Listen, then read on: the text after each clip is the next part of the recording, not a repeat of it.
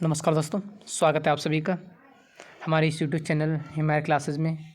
और आज की इस वीडियो में हम आपके लिए लेके आए हैं 12th एग्रीकल्चर बायोलॉजी के महत्वपूर्ण प्रश्न उत्तर। ये जो प्रश्न उत्तर हैं ये अर्धवार्षिक और वार्षिक दोनों ही एग्जामों के लिए ज़रूरी और महत्वपूर्ण रहने वाले हैं और ये 100% सेलेक्टिव मैटर है।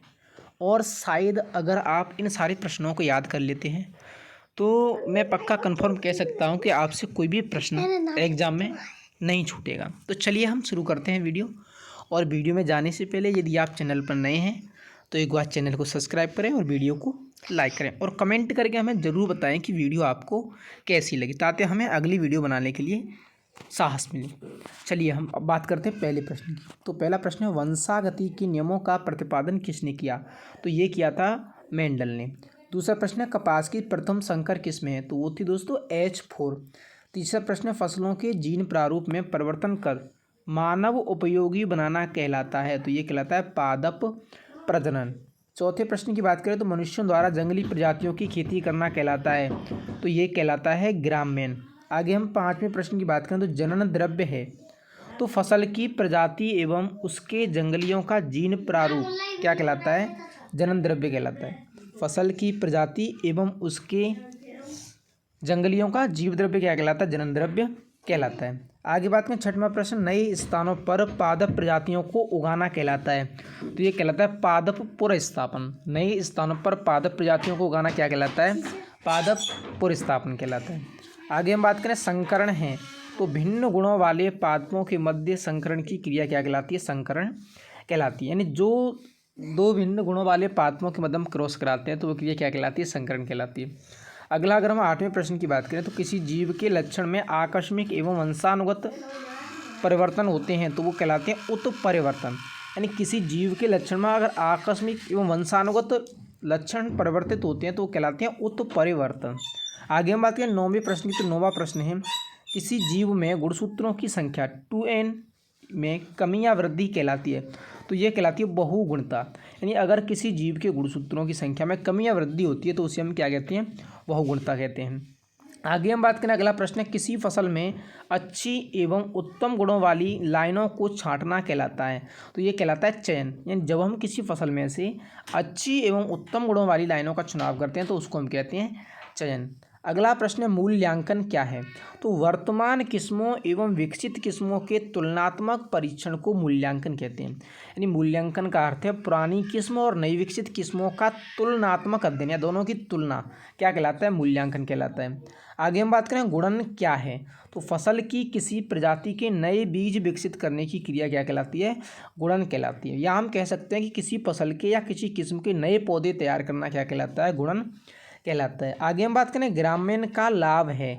फसल के दानों के आकार में वृद्धि एवं पकने की अवधि में कमी। ग्राम्यन के दो लाभ होते हैं, एक तो फसल के दानों के आकार में वृद्धि होती है, दूसरा फसल के पकने की अवधि में कमी आती है। तो ये अपने 13 प्रश्न हो गए। आगे हम बात करें अगले प्रश्न की।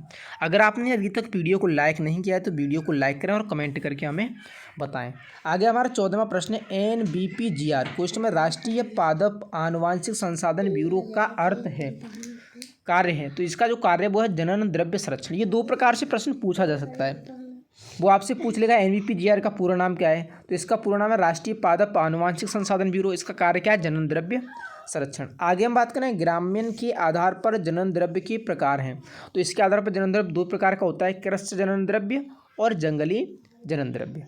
आगे हम बात करें 16वां प्रश्न, प्रजातियां जिनमें संकरण की संभावना होती है के विकल्पी जीन कहलाते हैं? तो ये कहलाते हैं जीन कोष। आपसे आगे ये प्रश्न भी पूछ सकता है, जीन कोष क्या है? तो जीन कोष क्या है? ऐसी प्रजातियां जिनमें संकरण की संभावना होती है उनके जीन या उनके विकल्पी जीन क्या कहलाते हैं? जीन कोष कहलाते हैं। आगे हम बात करें 17वें प्रश्न की, जनन द्रव्य संरक्षण की विधियाँ हैं। जनन द्रव्य संरक्षण की विधियाँ हैं तो इसकी दो विधियाँ हैं, स्वस्थान संरक्षण और बाह्य स्थान संरक्षण। यानी एक तो उसी स्थान पर संरक्षण करना और एक दूसरे स्थान पर संरक्षण करना। 18वां प्रश्न है अपना, ऐसे क्षेत्र जहां जनन द्रव्य को कोई खतरा नहीं होता है कहलाते हैं?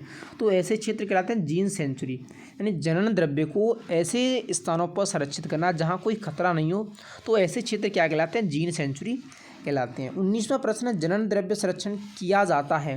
तो ये किया जाता है जीन बैंकों में, कोशिका या अंग बैंक में और DNA बैंक में। अगला प्रश्न है जनन द्रव्य में विश्व भर की प्रजातियों के विभेद एकत्रित करना कहलाता है। तो ये कहलाता है विश्व संग्रह। यानी जब हम विश्व की अनेक प्रजातियों के विभेद एकत्रित करते हैं तो उसे हम कहते हैं विश्व संग्रह। आगे अपन बात करें पौधों का नए क्षेत्र के वातावरण के योग्य बनना कहलाता है। तो ये कहलाता है अनुकूलन।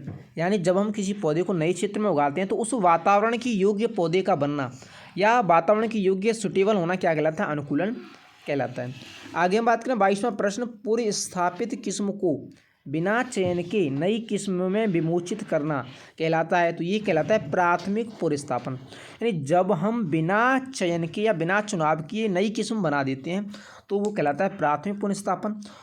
पूर्व स्थापित किस्म को चयन द्वारा नई किस्म में विमोचित करना ये इसका उल्टा है। यानी जब हम चयन द्वारा विकसित करते हैं तो क्या कहलाता है? द्वितीयक पुनर्स्थापन कहलाता है। आगे हम बात करें पादप पुनर्स्थापन की क्रिया की जाती है। तो ये की जाती है NBP या नई दिल्ली द्वारा, यानी राष्ट्रीय पादप एवं आनुवांशिक संसाधन ब्यूरो नई दिल्ली के द्वारा यह क्रिया की जाती है।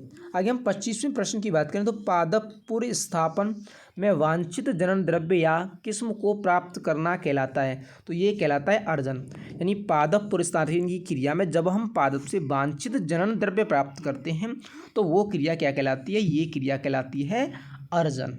यहाँ तक अपने 25 प्रश्न हो गए। आगे हम बात करते हैं। अगर अभी तक आपने वीडियो को लाइक नहीं किया है तो वीडियो को लाइक करें और PDF लेने के लिए डिस्क्रिप्शन में लिंक दे रखा है, वहाँ से आप PDF डाउनलोड कर सकते हैं।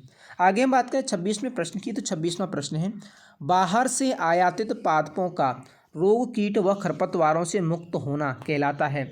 तो ये कहलाता है संगरोध। आपसे अलग से भी प्रश्न पूछा जा सकता है, संगरोध क्या है? तो बाहर से आयातित पादपों का रोग कीट व खरपतवारों से मुक्त होना क्या कहलाता है? संगरोध कहलाता है। आगे 27वें प्रश्न की बात करें तो 27वां प्रश्न है, पुनर्स्थापन का लाभ है।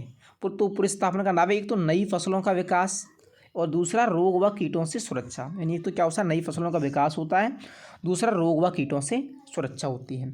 आगे हम बात करें 28वां प्रश्न, पुनर्स्थापन की हानि। इसकी हानि क्या है? रोग व कीटों का आगमन। यानी विदेशों से रोग और कीट कहाँ जाते हैं? देश में आ जाते हैं, और नए खरपतवार भी कहाँ जाते हैं? हमारे देश में आ जाते हैं। तो नए खरपतवारों का प्रकोप होता है। आगे हम बात करें 29वां प्रश्न, पुनर्स्थापन द्वारा तैयार की गई किस्म है। पुनर्स्थापन द्वारा तैयार की गई किस्म है तो यह है धान की TN1 व IR8 और गेहूं की सोनारू 64। आगे हम बात करें अगला प्रश्न, किसी प्रजाति के बीजों को उगाकर नए बीज तैयार करना कहलाता है। तो ये कहलाता है पुनरुत्पादन। यानी हमने किसी फसल के बीज बो दिए खेत में और उस फसल के बीजों से ही हमने अगली फसल के लिए बीज बना लिया, तो ये क्रिया क्या कहलाती है? पुनरुत्पादन कहलाती है। यानी किसी प्रजाति के बीजों को उगाकर नए बीज तैयार करना क्या कहलाता है? पुनरुत्पादन कहलाता है। आगे हम बात करें 31वां प्रश्न, आनुवांशिक अपर्दन है। ये महत्वपूर्ण प्रश्न है, आनुवांशिक अपर्दन। तो आनुवांशिक अपर्दन क्या है? कृषि प्रारूपों एवं उनके जंगलियों की विविधता में कमी होना आनुवांशिक अपर्दन कहलाता है। या हम कह सकते हैं कि जो जंगली प्रजाति होती हैं और कृषि प्रजाति होती हैं उनमें जो अंतर है वो धीरे धीरे कम होता जाता है, और इस अंतर की कमी को हम क्या कहते हैं? आनुवांशिक अपर्दन कहते हैं।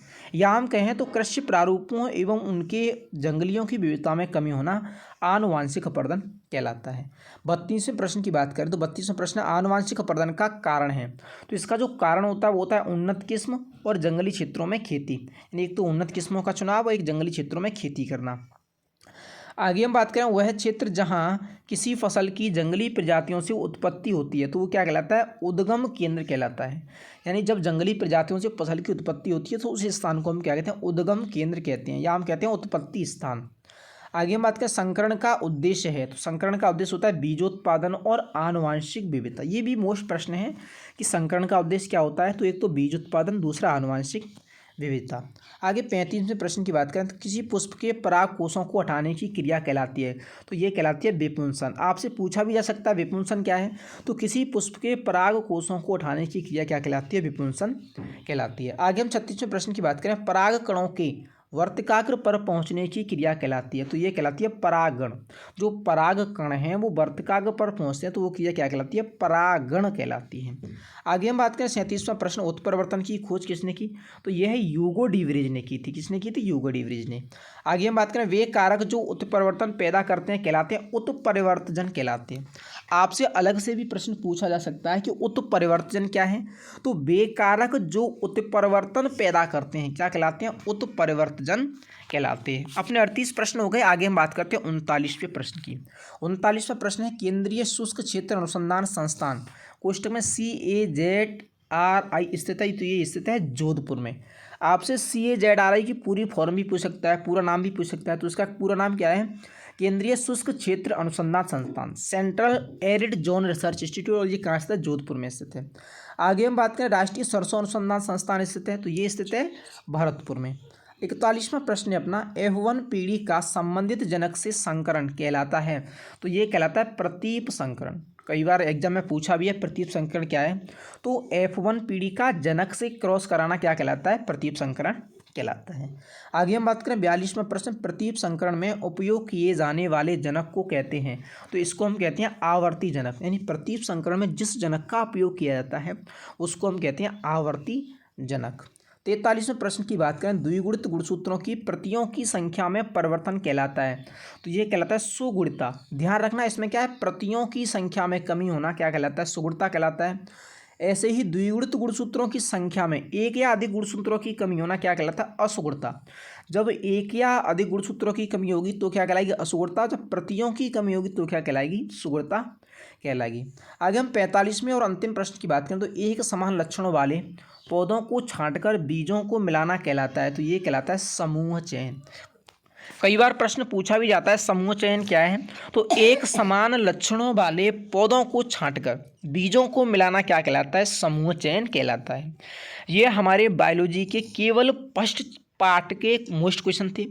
इन प्रश्नों से ही जितने भी बड़े प्रश्न बनेंगे वो बनेंगे, और छोटे प्रश्न तो ये हैं ही, और जो बड़े प्रश्न बनते हैं वो छोटे प्रश्नों से ही मिलकर के बनते हैं। और इस चैप्टर के सारे ही छोटे प्रश्न मैंने इस वीडियो में करा दिए आपको। अगर वीडियो पसंद आई तो लाइक करना, चैनल को सब्सक्राइब करना, और हमें कमेंट करके बताना कि वीडियो आपको कैसी लगी। और अगली वीडियो सेकंड चैप्टर की जल्दी हम अपने चैनल पर अपलोड करेंगे। Thank you.